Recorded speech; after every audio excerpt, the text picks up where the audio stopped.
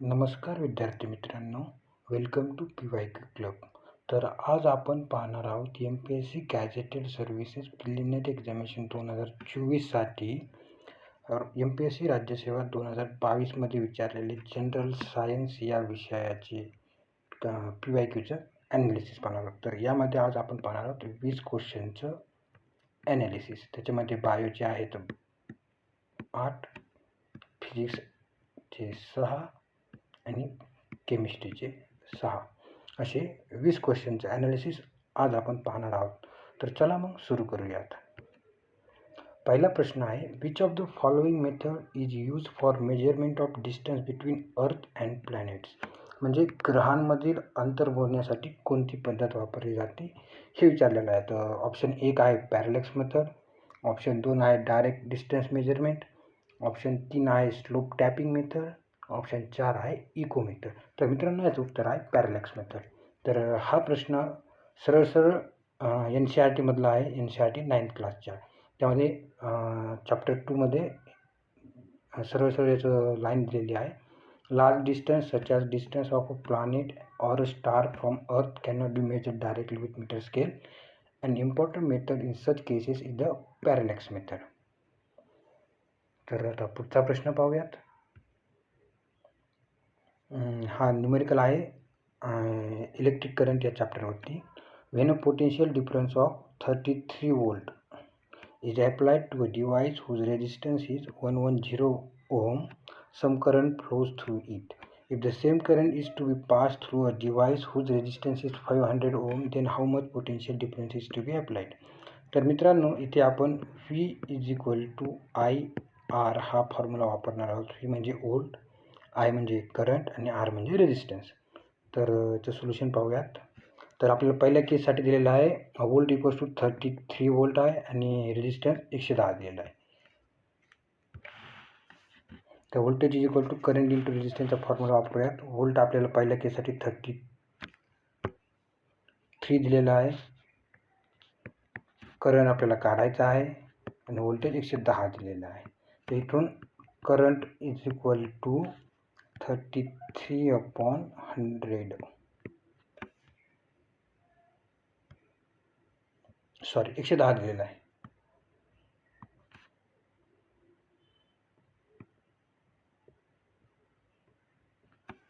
तर दुसऱ्या केससाठी आपल्याला रेजिस्टन्स दिलेला आहे 500 ओम, R2 घ्यायला. ठीक आहे, R2 दिलेला आहे 500 ओम आणि असं म्हटलेलं आहे की करंट सेम आहे. तर I2 = I1. तर मग आपण हा फॉर्म्युला वापरूयात. V = IR. V = IR मध्ये आपल्याला I माहिती आहे, रेजिस्टन्स दिलेला आहे, तर व्होल्टेज निघून जाईल. I आहे 33/110 इंटू रेजिस्टन्स आहे 500. 10 से 10 कटला, 11 1 11 11 3 33 5 3 15 म्हणजे 150 वोल्ट. ऑप्शन 4 150 वोल्ट याचा आन्सर येत आहे. पुढचा प्रश्न पाहूयात. Which one of the following is natural magnet. तर मित्रांनो याचं सरळ लोडेस्टोन म्हणजे Fe3O4 ज्याला की आपण मॅग्नेटाईट म्हणतो असा ऑप्शन आहे. तर तुम्ही पाहू शकता की कॉपर हे मेटल आहे, झिंक नॉन मेटल आहे, सिलिकॉन हा मेटलॉइड आहे किंवा आपण सेमीकंडक्टर जे म्हणतो तो आहे, आणि लोडेस्टोन हे नॅचरल मॅग्नेट आहे. हे लक्षात ठेवा, नॅचरल मॅग्नेट.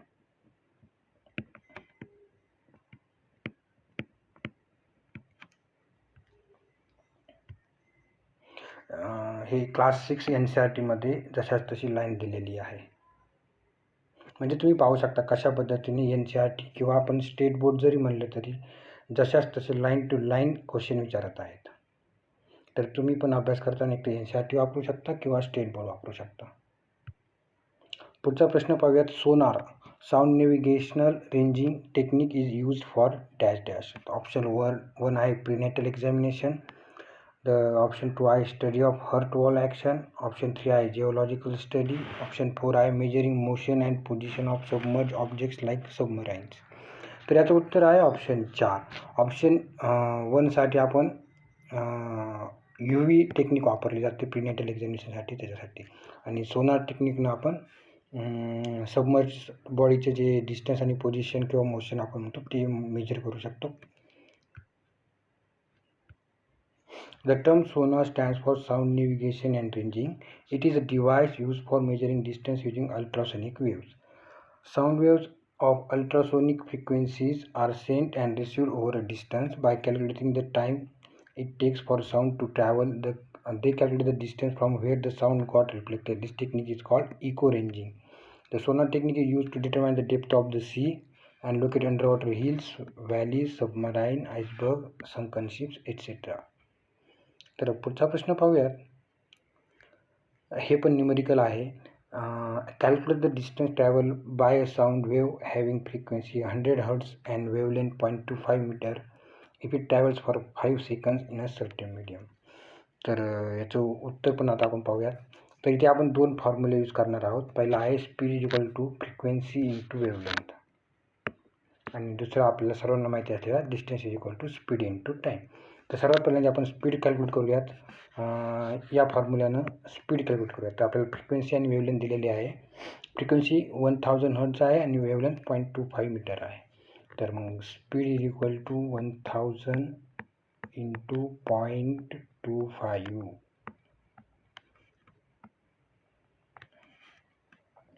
आता आपल्याला स्पीड भेटलेली आहे आणि नेक्स्ट स्टेपमध्ये आपल्याला 5 सेकंदचा टाईम दिलेला आहे आणि आपल्याला डिस्टन्स काढायचा आहे. डिस्टन्स काढायचं आहे. स्पीड आहे आपल्याकडं 1000 इंटू 0.25 इंटू टाईम दिलेला आहे 5 सेकंद. तर याचं आपण जर उत्तर काढलं तर येते, याचे कटलं हे 100 येते, 2 शून्य कटले 25, 250 गुणिले 5 55 म्हणजे 1250चं उत्तर येत आहे मीटर.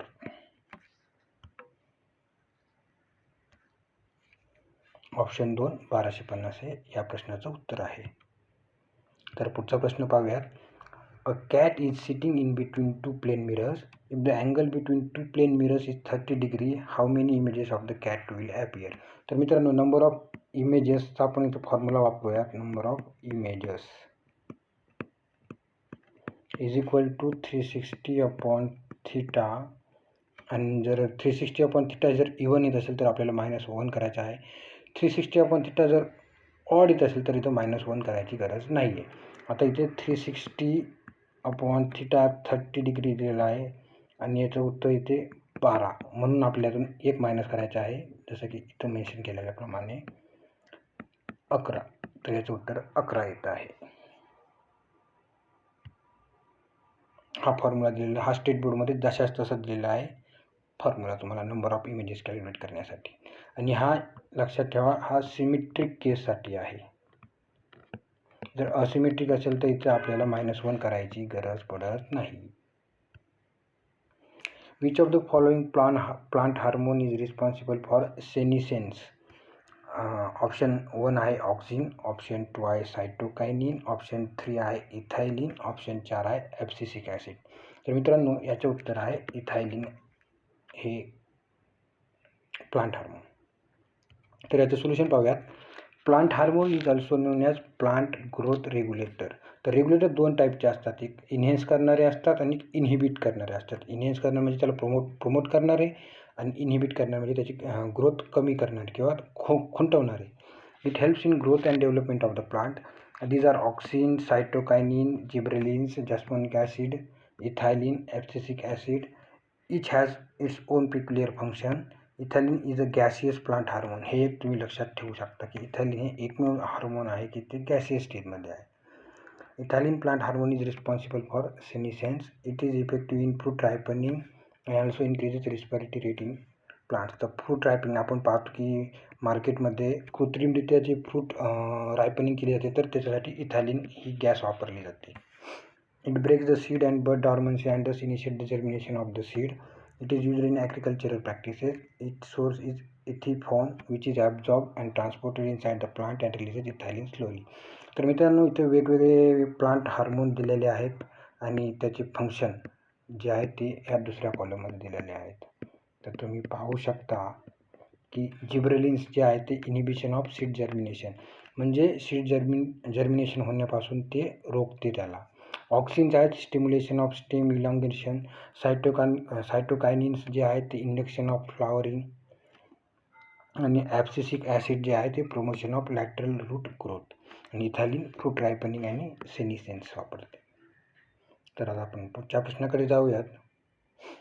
तर हा प्रश्न जेनेटिक्सवरती बेस्ड आहे. तर प्रश्न असा आहे की what will be the eye colour of all female individuals in F1 generation when a white eyed female drosophila is cross with a red eyed male drosophila. मित्रांनो, ड्रोसोफिला ही एक प्रकारची फ्लाय आहे, म्हणजे माशीचा प्रकार आहे. आणि याचं जे जेनेटिकचं सिक्वेन्स आहे ते आपण आता पाहणार आहोत. आणि आपल्याला त्यांना विचारलं आहे की फर्स्ट जनरेशनमध्ये जे ऑल फिमेल असेल त्यांच्या डोळ्यांचा रंग कोणता आहे. तर आपण ते करण्यासाठी आता हे तुम्ही हळूहळू पाहून घ्या. तर आपल्याला दिलेलं आहे की व्हाईट आईड जे आहेत ते फक्त फिमेल आहेत आपल्या गिवन केसमध्ये. रेड आईड जे आहेत ते मेल आहेत. आणि ड्रोसोफिला ही जी फ्लाय आहे याच्यामध्ये फिमेलमध्ये जे जीन्स आहेत आईचे ते रिसेसिव्ह असतात आणि आपण त्याला स्मॉल आर वापरतो, डिनोट करतो. आणि रेड आईड जे मेल आहेत ते डॉमिनंट असतात आणि आपण त्याला कॅपिटल आरने डिनोट केलं जातं. तर जसं की आपल्या सर्वांना माहिती आहे की फिमेलमध्ये XX हे क्रोमोझोम असतात आणि मेलमध्ये XY हे क्रोमोझोम असतात. तर हे जे स्मॉल आर आणि कॅपिटल आर जे आहे ते फक्त X क्रोमोझोमसोबतच अटॅच होऊ शकतात. म्हणजे आपण पाहिलं की फिमेलमध्ये रिसेसिव्ह आहेत म्हणून ह्या Xवरती स्मॉल आर असेल, या Xवरती स्मॉल आर असेल. पण मेलमध्ये हे डॉमिनेट असल्यामुळं कॅपिटल आर लिहायचं, तर हे कॅपिटल आर. आणि वाय हे काही शो करत नाही, त्याच्यामुळे वायवरती कोणत्याही प्रकारचे येणार नाही. तर आता आपण याचे जनरेशन फॉर्म करणार आहोत. तर फर्स्ट जनरेशनमध्ये याचा एक X घ्यायचा आणि मेलचा एक X घ्यायचा. तर XR हे असे बनेल. म्हणजे फिमेलचा एक XR घेतला आणि मेलचा XR घेतला. आता डबल एकदा घेताना अजून एक फिमेलचा एक XR घेतला आणि परत मेलचा XR घेतला. तर नेक्स्ट केसमध्ये फिमेलचा एक XR घेतला आणि मेलचा Y घेतला. आणि त्यानंतर डबल फिमेलचा एक राहिलेला XR घेतला आणि मेलचा एक Y घेतला. तर 2 फिमेल आणि 2 मेल असे फर्स्ट जनरेशनमध्ये फॉर्म होत आहे. आणि तुम्ही पाहू शकता की फिमेलमध्ये एक कॅपिटल आर आहे आणि दुसऱ्या फिमेलमध्ये पण एक कॅपिटल आर आहे. म्हणजे फिमेलमध्ये एक कॅपिटल आर आला म्हणजे जरी डॉमिनंट जीन आला तरी तो रेड म्हणजे डॉमिनेट करून जातो म्हणून तो रेड होऊन जाते. आणि हे मेल जे आहेत दोन्ही बी खालचे, तर याच्यामध्ये तुम्ही पाहू शकता की दोन्ही बी रिसेसिव्ह जीन आहे म्हणून हे व्हाईट आईड होणार. तर फर्स्ट जनरेशनमध्ये जसं की इथं शो केलेलं आहे दोन्ही फिमेल रेड आय असणार आणि दोन्ही मेल व्हाईट आय असणार. होप तुम्हाला हे समजलं असेल. तर याचं उत्तर येते ऑप्शन 2 रेड. तर पुढच्या प्रश्नाकडे जाऊयात. Viroids are identified on the basis of which of the following 3 characteristic features? A आहे much smaller in size than virus. 2 आहे consist of circular RNA molecule. 3 आहे RNA molecule covered by protein coat. आणि 3 आहे D आहे infect the plant cell. तर मित्रांनो, याचं उत्तर आहे ऑप्शन ABD. A, B आणि D हे बरोबर आहे. म्हणजे RNA molecule covered by protein coat हे असं काही नसते. तर आता आपण याचे एक्सप्लेनेशन पाहूयात. Some of the characteristic feature of the viroids are given below. Viroid contain only RNA. ठीक आहे. These are known to be smaller in size and infect only plants. These are among the smallest known agents causing infectious disease. Viroids are species of nucleic acids with relatively low molecular weight and unique structure. They reproduce within the host cell which they affect and cause variations in them causing death. Viroids are mainly classified into 2 families, namely Pospiviroideae, nuclear viroids आणि दुसरे आहे क्लोरोप्लास्टिक virus, ज्याचे की काहीतरी नाव दिलेलं आहे. Viroids are said to move in intracellular manner, cell to cell, through plasmodesmata and long distance through the phloem. It is without capsid or protein core, जी की आपलं त्या 3 नंबरचं स्टेटमेंट दिलं होतं की RNA molecule covered by protein core, ते असं काही नाही आहे. म्हणून ऑप्शन ए हे एक याचं उत्तर आहे. तर पुढच्या प्रश्नाकडे जाऊयात. Which of the following substances are components of soil? Stones and sand, fine soil and decompose matter, chemical substances, colour substances. तर मित्रांनो हा एकदम जनरलाइज प्रश्न आहे आणि याचं उत्तर ऑल ऑफ द अबो आहे, म्हणून ऑप्शन 3 येते. जसं की आपल्याला माहिती आहे सॉईलमध्ये स्टोन अँड सँड असणारच आहे. फाईन सॉईल हे पण सँडचाच सॉईलचाच भाग असणार आहे. त्या सॉईलमध्ये केमिकल सबस्टन्सेस असतात, जसे की मॉन्ट मोरिलोनाइटचे जे वेगवेगळ्या प्रकारचे रॉक असतात त्याच्यापासूनच सॉईल बनते. म्हणून रॉकमध्ये जर आता लाईमस्टोन आहे, लाईमस्टोनपासून जर सॉईल बनली तर त्यामध्ये लाईमस्टोनचे जे कंपोनंट केमिकल सबस्टन्स असतात ते येणारच आहे. कलर आपण जसं पाहतो की सॉईलची वेगवेगळी कलरची सॉईल असते, की तांबडी माती, रेड सॉईल ज्याला म्हणतो, येल्लो सॉईल, आणि नंतर ब्लॅक कॉटन सॉईल. तर हे जे कलर त्याला भेटते ते त्याच्या कंपोजिशनमुळे भेटते, म्हणून कलर सबस्टन्सेससुद्धा सॉईलमध्ये असतात. म्हणून याचं ऑप्शन 3 हे योग्य उत्तर आहे. इथे कंपोनंट ऑफ सॉईलचे डिटेल दिलेलं आहे, तुम्ही नंतर पॉज करून वाचू शकता. तर पुढचा प्रश्न आहे, which steps of taxons are followed for classification of animals? तर मित्रांनो हा क्लासिफिकेशन ऑफ ॲनिमल्स किंवा ऑर्गॅनिझम हा जो चॅप्टर आहे त्याच्यामधला एकदम बेसिकचा क्वेश्चन आहे, आणि याचं उत्तर आहे kingdom, phylum, class, order, family, genus, species, हे त्याचं सिक्वेन्स आहे. तर हे तुम्हाला लक्षात ठेवावं लागणार आहे. एवढंच नाही तर तुम्हाला जे वेगवेगळे जे 10 किंगडम आहेत ते सुद्धा लक्षात ठेवावे लागणार आहेत. त्याचे वेगवेगळे कॅरेक्टरिस्टिक्स लक्षात ठेवावं लागणार. त्याच्यामध्ये कोणकोणत्या प्रकारचे प्लांट्स किंवा ॲनिमल्स येतात त्याचे एक्झाम्पल ते सुद्धा लक्षात ठेवावं लागणार आहे. आणि हा फार इम्पॉर्टंट टॉपिक आहे, हा करावाच लागणार आहे. हा जर केला तर एक क्वेश्चन तर कंपल्सरी या टॉपिकवरती 8पैकी जे बायोचे जे 8 क्वेश्चन आहेत त्यापैकी एक क्वेश्चन तर कंपल्सरी क्लासिफिकेशन या चॅप्टरवरती असते. मग तो कधी कधी ॲनिमल क्लासिफिकेशनवरती असते, कधी कधी प्लांट क्लासिफिकेशनवरती असते. तर तुम्ही हे पाहून घेऊ शकता. इथे सर्व दिलेलं आहे की किंगडम झाले की फायलम झाले की क्लास, झाली की ऑर्डर, झाले की फॅमिली, झाली की जीनस, आणि झाली की स्पेसिस हे सगळ्यात शेवटी येते. आपण म्हणून त्याला unit of classification, basic unit of क्लासिफिकेशनसुद्धा म्हटलं जातं. कुणाला तर स्पेसिसला. हे पण तुम्हाला लक्षात ठेवायचं आहे. तर मित्रांनो आता पुढचा प्रश्न पाहूयात. Ecosystem is a self regulatory and self sustain structural and functional unit of nature where biotic and abiotic components are link together with the following processes. तर यांनी विचारलं आहे की इकोसिस्टममध्ये वेगवेगळ्या कोणकोणत्या प्रकारच्या प्रोसेस आहेत की त्याला इंटरलिंक केलं जातं. तर आपल्याला माहिती आहे की इकोसिस्टममध्ये प्रोडक्शन करणारे काही ग्रुप्स असतात, जसे की ग्रास वगैरे, म्हणून प्रोडक्टिव्हिटी येऊन जाते. डिकम्पोजिशन करणारे काही ऑर्गॅनिझम्स असतात, जसे की मायक्रो ऑर्गॅनिझम, जे की एखादा प्राणी मेल्यानंतर त्याचं जे आपण डिकम्पोज करतो त्याला, तर ते डिकम्पोजिशन करतात. न्यूट्रिएंट सायकलिंग जसे म्हणतो आपण, कार्बन सायकल, नंतर हायड्रोजन सायकल, जे वेगवेगळ्या प्रकारचे सायकल नेचरमध्ये राहतात ते सुद्धा इकोसिस्टमचे पार्ट ऑफ एनर्जी फ्लो. जसे की लोअर लेवलकडून अप्पर लेवलकडे जातात जशी जशी एनर्जी कमी होत जाते, ही जी आहे एनर्जी फ्लो असतो. म्हणून याचं उत्तर 3 आहे, ABCD. आणि याचं एक्सप्लेनेशन इथे दिलेलं आहे, तुम्ही वाचून घेऊ शकता. हा एक कॉमन सेन्सवाला क्वेश्चन आहे, आणि अशा प्रकारचे जर क्वेश्चन आले तर तुम्ही डोळे बंद करून ऑल ऑफ द अबो लावू शकता. तर मित्रांनो आता पुढचा प्रश्न आहे, pituitary gland is endocrine gland connected to hypothalamus at the base of the brain. It secretes many hormone. तर हे पिट्युटरी ग्लँडबद्दलचे जे फंक्शन आहे त्याच्याबद्दलचे काही स्टेटमेंट दिले आहेत. It is called as master endocrine gland, हे स्टेटमेंट ए झालं. स्टेटमेंट बी आहे, its anterior part is neurohypophysis and posterior is adenohypophysis. Oxytocin and vasopressin are secreted by posterior pituitary. STH, TSH, ACTH are secreted by adenohypophysis. तर मित्रांनो याचं statement 1 हे बरोबर आहे, it is called as master endocrine gland. नंतर statement C जे आहे, oxytocin and vasopressin are secreted by posterior pituitary, हे पण बरोबर आहे.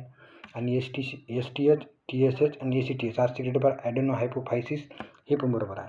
म्हणून याचं उत्तर येते ACD. आता याचं डिटेल एक्सप्लेनेशन आपण इथं पाहूयात. The pituitary is a small pea-sized gland. It is found at the base of your brain in line with the top of your nose. Your pituitary acts as your body's master gland. It tells other glands in your body what to do.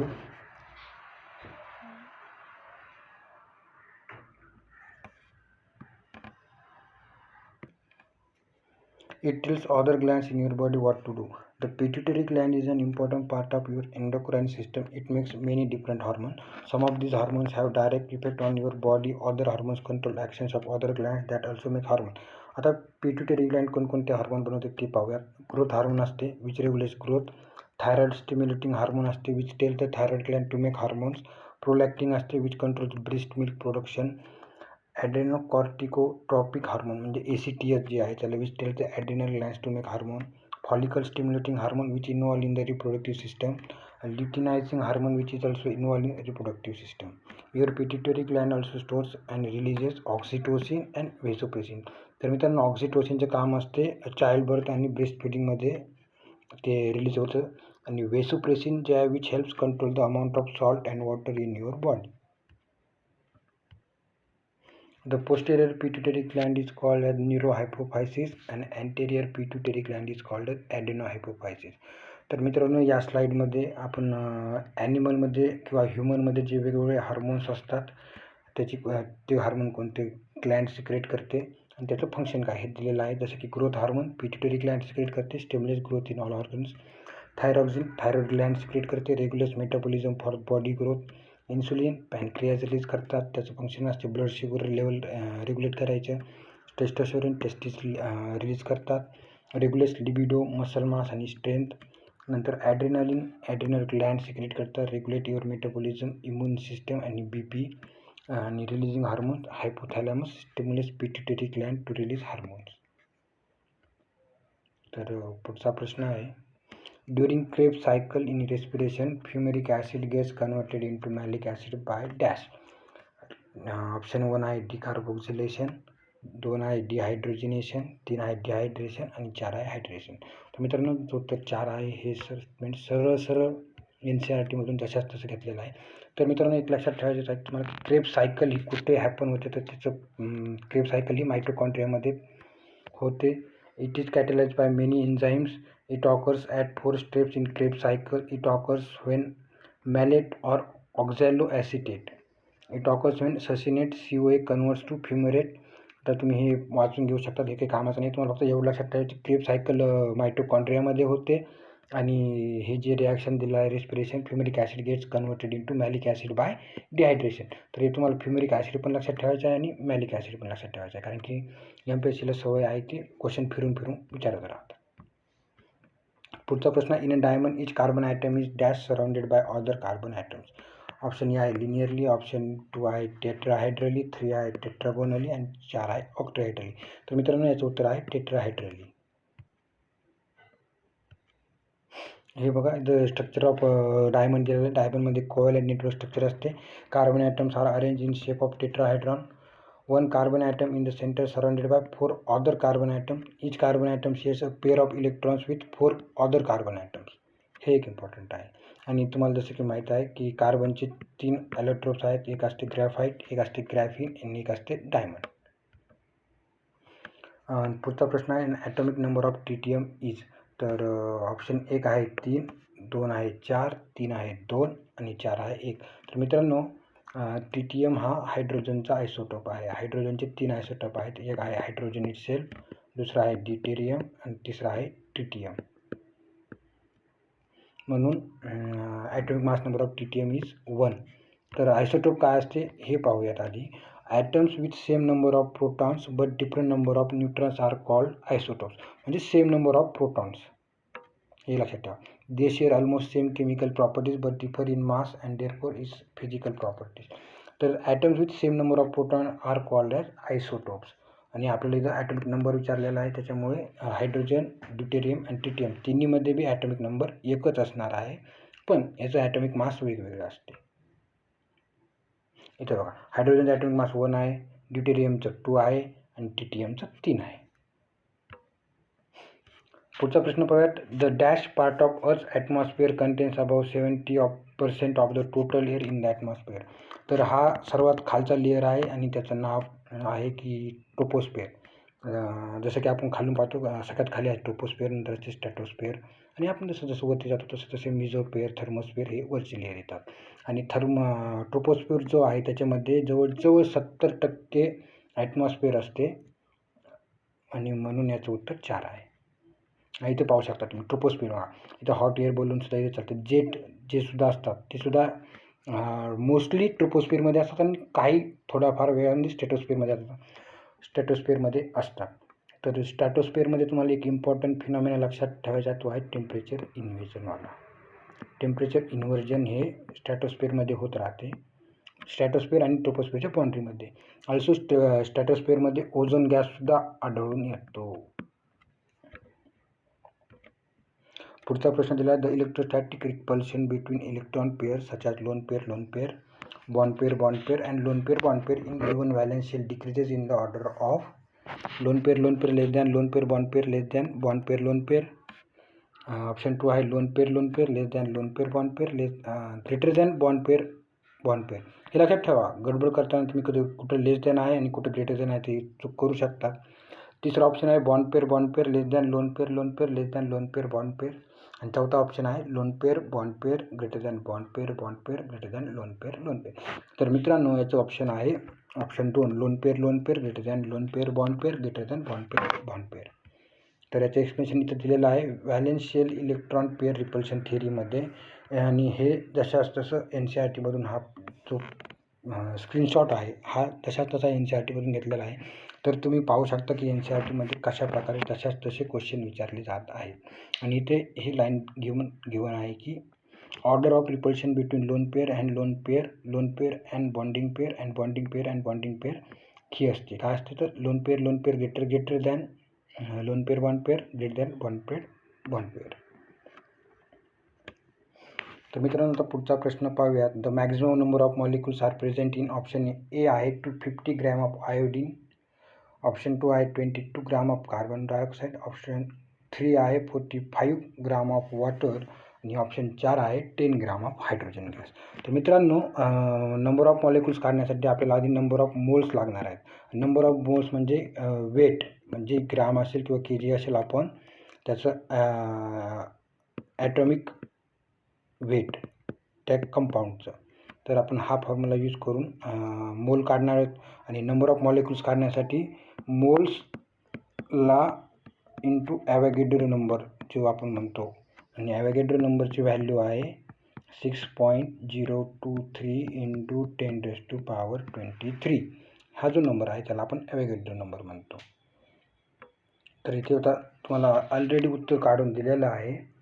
तर 250 gram of iodine क्रिस्टलचं जर काढायचं झालं तर moles of iodine gas is equal to 250 gram जे weight दिलेलं आहे आपण आयोडीनचं जे ॲटॉमिक नंबर आहे तो 127 आहे. आणि आयोडीनमध्ये I2 असं लिहितं, म्हणून आयोडीनमध्ये 2 मॉलिक्युल असतात, म्हणून 127 इंटू 2 केलं 250 अपॉन 254 याची व्हॅल्यू येते 0.984 मोल्स. आणि याच्यामध्ये मॉलिक्यूल काढण्यासाठी याले जर आपण ॲव्होगॅड्रो नंबरनं मल्टिप्लाय केलं तर एवढे मॉलिक्यूल निघून येतात. सेम पद्धतीनं कार्बन डायऑक्साईड, तर कार्बन डायऑक्साईडमध्ये CO2 असते, कार्बनचं 12 आणि ऑक्सिजनचे 16 गुणिले 2, कारण की ऑक्सिजनचे 2 मॉलिक्यूल आहेत, म्हणून 16 दुनी 32 आणि 12 44. तर इथे हे 44 यूज केलेलं आहे. आणि हे 0.0454 मोल्स येतात. आणि याला 6.023 इंटू 10⁻23 मल्टिप्लाय केलं की हे एवढे मॉलिक्युल्स 22 ग्राम ऑफ कार्बन डायऑक्साईडमध्ये प्रेझेंट आहेत. सेम पद्धतीनं 45 ग्राम ऑफ वॉटरमध्ये बी काढायचं आणि हायड्रोजन गॅसमध्ये बी काढलं तर सर्वात जास्त हे 30.115 इंटू 10⁻23 म्हणजे 10 gram of hydrogen gas contains 30.115 into 10⁻23 number of hydrogen molecules. आणि सर्वात जास्त हेच आहे 30 वाले. इथं 5.92 आहे, इथं 0.273 आहे, इथं 15 आहे आणि हायड्रोजनमध्ये 30 आहे. म्हणून याचं उत्तर 10 ग्राम ऑफ हायड्रोजन गॅस 4 आहे. होप तुम्हाला हे समजलं असेल. तर मित्रांनो, आता पुढचा प्रश्न पाहूयात. द ऑक्सिडेशन स्टेट ऑफ व्हीज म्हणजे व्हॅनेडियम इन V2O7-4 इज. तर मित्रांनो, हे काढण्यासाठी तुम्हाला सिम्पलशी ट्रिक सांगतो. हे बघा, P is a symbol of vanadium. ठीक आहे, latest consider oxidation state of P is X. The oxidation number of oxygen atom is -2. हे आपण ऑक्सिडेशन स्टेट काढण्यासाठी ऑक्सिजनची जे ऑक्सिडेशन स्टेट आहे ती -2 कन्सिडर करतो. म्हणून V2O7-4 हा जे आपल्याला कंपाऊंड दिलेला आहे, तर त्याच्यामध्ये समजा Xची जी हे आहे व्हॅलेन्सी आहे ती 2 आहे सॉरी व्हीची जी व्हॅलेन्सी आहे ती 2 आहे, म्हणून 2 × x प्लस 7 × -2 आणि ची जे चार्ज आहे तो -4 असल्यामुळे इथे -4, तर इथून एक्सची व्हॅल्यू कॅल्क्युलेट केली तर ती येते +5. आणि या पद्धतीने आपण आता सर्व क्वेश्चन पाहिलेले आहेत. तुम्ही पाहू शकता की कशा पद्धतीने सिंपल न्यूमेरिकल केमिस्ट्रीमध्ये हे मोल्स, नॉर्मॅलिटी, मोलॅरिटी हे चॅप्टर आणि ऑक्सिडेशन स्टेट कॅल्क्युलेशन कसे करायचे ते यावरती फार फोकस आहे. आणि फिजिक्समध्ये सिंपल फॉर्म्युले जसे की V=IR करंटवाला, आणि नंतर त्यांना आवडता आहे लाईटवाला चॅप्टर जो आहे, जसे की रिफ्रॅक्शन वगैरे जे येतात ते एक त्यांचा आवडतीचा चॅप्टर आहे. तुम्ही हे चॅप्टर आवर्जून करा. आणि आता इथेच आपण थांबूयात. Thank you very much.